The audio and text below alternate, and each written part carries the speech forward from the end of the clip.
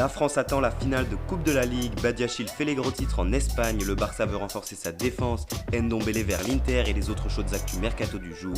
C'est parti pour ce JT Made in Foot du 31 juillet. Et on entame cette édition dans l'Hexagone, l'Europe en tête titre l'équipe ce matin, dans la tête du PSG et de l'OL évidemment qui s'affrontent ce soir pour la dernière finale de l'histoire de la Coupe de la Ligue. Une échéance après laquelle Parisiens et Lyonnais auront les yeux rivés sur la Ligue des Champions. Le PSG devra attendre le 12 août avant de disputer son quart de finale face à l'Atalanta Bergame. L'OL de son côté reprendra dès le 7 août prochain pour disputer son 8ème de finale retour face à la Juve après s'être défait des Bianconeri 1-0 au Parc OL. Et ce soir, les Rodaniens se feront surtout fort de l'emporter pour valider leur ticket pour l'Europa League la saison prochaine. 7ème de cet exercice de Ligue 1 écourté, l'OL n'est pas parvenu à se hisser dans les places européennes. Les hommes de Rudy Garcia iront au Stade de France sans Kenny Tété ou encore Melvin Bard qui n'a pas été sélectionné dans le groupe, pourtant auteur d'une très belle préparation. En face, Thomas Tuchel devra composer sans Kylian Mbappé, blessé à la cheville. De l'autre côté des Pyrénées, ce matin en Espagne, nous retrouvons Benoît Badiachil en une de As, qui se permet une comparaison flatteuse pour le défenseur central monégasque, présenté comme le nouveau Varane.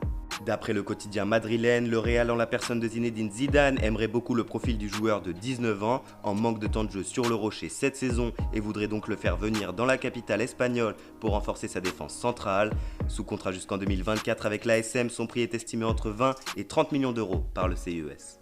Et en face, la presse catalane, elle, met en lumière pas un mais trois défenseurs qu'on retrouve en une de Mundo Deportivo. Juan Bernat, David Alaba et Eric Garcia seraient tous trois pistés par le Barça pour renforcer sa ligne défensive la saison prochaine. Les contrats de ces trois joueurs qui se terminent dans un an sont un solide argument pour le club coulé qui garde donc un œil dessus. Juan Bernat d'abord n'a jamais indiqué une envie quelconque de quitter Paris au terme de son contrat. Une prolongation n'a cependant pas non plus été évoquée mais pourrait survenir.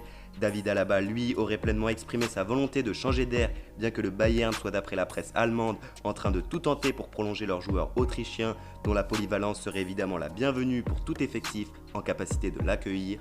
Enfin, Eric Garcia, peu utilisé par Pep Guardiola avec seulement 8 petites rencontres de Première Ligue disputées, pourrait être tenté de rallier la Catalogne, lui qui fut formé à la Masia.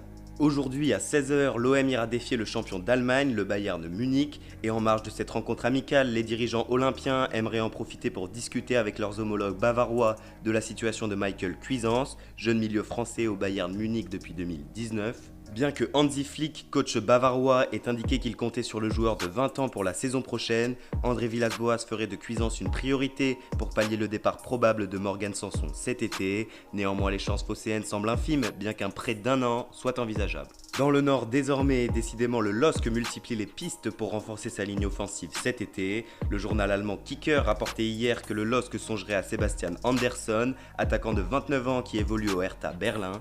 Un peu moins de 10 millions d'euros devraient suffire aux Lillois pour s'attacher les services du joueur aux 10 buts et 3 passes décisives en 33 matchs de Bundesliga cette saison.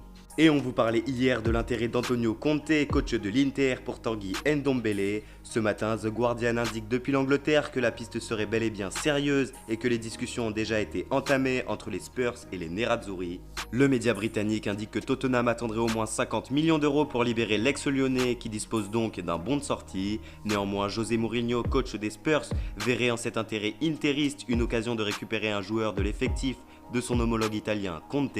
Le défenseur central Skriniar ou l'ailier Ivan Perisic pourraient ainsi être inclus dans la transaction. Pour rappel, Tanguy Ndombele est lié jusqu'en 2025 avec les Spurs. Et ce matin, la Gazzetta dello Sport met en lumière trois géants du football mondial de ces 15 dernières années. Zlatan Ibrahimovic d'abord, après un pari de 8 mois réussi à l'AC Milan et à 38 ans, le Suédois pourrait prolonger l'aventure de 2 ans à San Siro et ainsi jouer pour les Rossoneri jusqu'à 40 ans. Lionel Messi, de son côté, est mis en lumière pour la rumeur l'envoyant à l'Inter. Les dirigeants Nerazzurri ne lâchent pas l'affaire après qu'un portrait de la Pulga ait été projeté dans les rues milanaises. Évidemment, rien de concret, sauf les moyens économiques des interistes qui semblent vouloir montrer avec insistance qu'ils ont donc les moyens pour couvrir une telle opération.